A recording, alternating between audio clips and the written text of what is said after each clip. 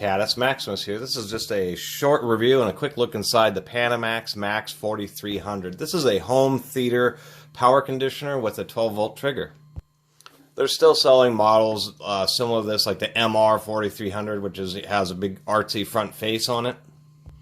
This was one of the older units, and actually I like the older stereo equipment because it's just, you know, I don't really like all the weird design styling that manufacturers are putting onto the front of equipment to sell it based on looks rather than actually how it performs. When really, I like traditional stereo equipment, just like this, where it's kind of function over form with good build quality. Although the build quality of this is a little bit questionable. The new ones that they still sell, the MR 4300, are like $200 or more. This thing is not worth $200. The new one has like a little voltage display on it and a front outlet, but it's essentially the same unit. When we look inside, it just isn't as heavy duty as you would really expect. When you pick up this unit, it actually uses pretty thick steel paneling. It does indeed have 7 outlets on the back, as well as phone and coaxial. The newer ones, I believe, are Ethernet compatible and offer some other functionality. It does have a 1/4 inch, or excuse me, an 1/8 inch input, and this is the 12-volt trigger, and which is one of the reasons I picked this up. But I run my equipment now off of a industrial isolation transformer. I use real power conditioning. Anyway, this is pretty decent. It has a series of outlets. It has 3 receptacles that are always turned on whether or not you push the power button, and the power button just activates a relay which will drive these 4 additional outlets. It is pretty small form factor, but I would have preferred them just to have 6 instead of 7 and use standard receptacles. That way you could have upgraded the receptacles in it, because these aren't very high quality. They hold well enough, but they're definitely not specification grade, much less hospital grade. The one other build quality issue is that they drove the countersink too deep on this aluminum front cover, so it has this nice, hex cap screws that hold it on. Unfortunately, those screws are tightened all the way down and it's still loose, so you gotta put some shims on it. That's one thing I noticed. It was rattling, and I was like, what the heck is going on? And sure enough, it was the front plate on this. Now, this is of the lower end of the power conditioners, both from PanaMax as well as Monster. There's all sorts of stereo equipment power conditioners, and quite frankly, most of them aren't worth your money over an isolation transformer. Actually, none of them will. Nothing can beat what an isolation transformer can do. Like one of those big 1 AC units that I had reviewed earlier, you can get one of those off of eBay for $100 to $200, and it's not even comparable to anything that one of these or one of the real expensive monster ones, even if you spend $500 or $800 on a power conditioner. It really helps. A lot of audio equipment is all about salesmanship, and not so much its absolute function or what your dollar could get if you chose a similar product, power conditioning, that may be intended for a different industry, such as manufacturing and industrial.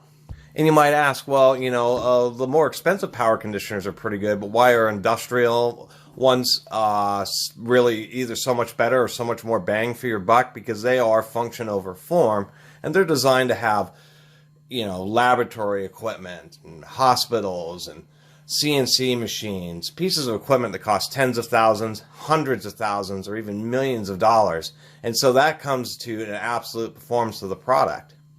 And it's why I recommend industrial power conditioning equipment. Anyway, let me open this up real fast. I'll show you what I'm talking about.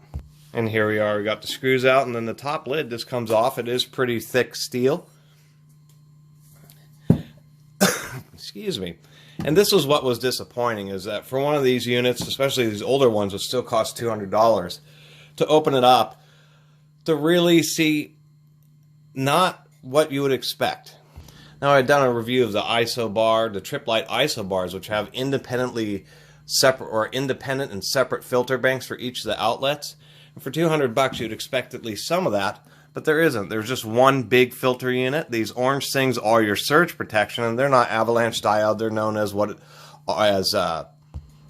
metal oxide varistors, and so they can only clamp at 330 volts, which is about twice what the peak AC voltage. When you say 120 volts AC, that's the RMS value. It actually peaks about 172 volts. and these are rated twice that. And how these work is that once a voltage gets too high, they're kind of like fuses, but they're a little different, where they start to basically on a microscopic level fuse when the voltage gets too high, making their resistance go lower and allowing more current to actually pass through this device. And when this resistance gets lower than whatever's plugged in, then the surge will pass through these circuits instead, and they will sacrifice themselves. If you ever open up a piece of equipment and you see any of these circuits have been cracked or burned, then you know that it's been hit by a surge.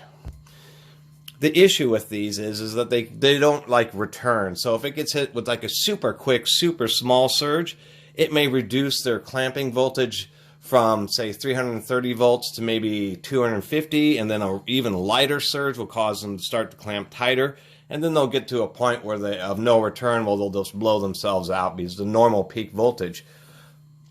And I always kind of criticize them. They're a real cheap way to do surge protection, but it isn't super tight. You know, we can see that they do use a couple of 20 amp relays, so it does have a delay, some circuitry so it can detect, you know, power line faults. This is just like one of those sold at a hardware store kind of receptacle tester. Will tell you if your neutral isn't bonded to ground, it'll give you a red light, and then if it is good, then it'll give you this green light.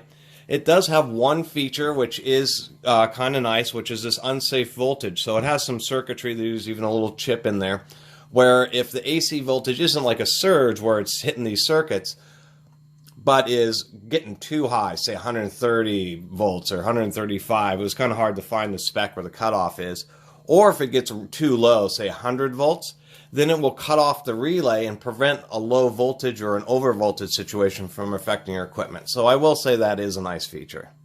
But to put in that feature, it was still just inexcusable just to have one filter bank so that all your equipment is interfering with itself.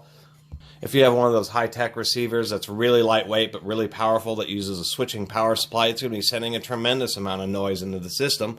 And everything that you have plugged in is just directly connected, so it'll be interfering with itself, unlike an isobar. So it would have been nice to at least see a separate filter bank for the unswitched versus the switched receptacles. And they probably do that on higher end models, but even something as low as this, they could have just included another few circuits for additional filtration. And also I'm seeing these pieces of cardboard in here, and I don't know why the heck they have these in here because they're loose, and this is also probably causing a rattling issue. So another point of mention there. Anyway, I want to do this review. I've been in the audio equipment for a while, but don't collect a lot of it.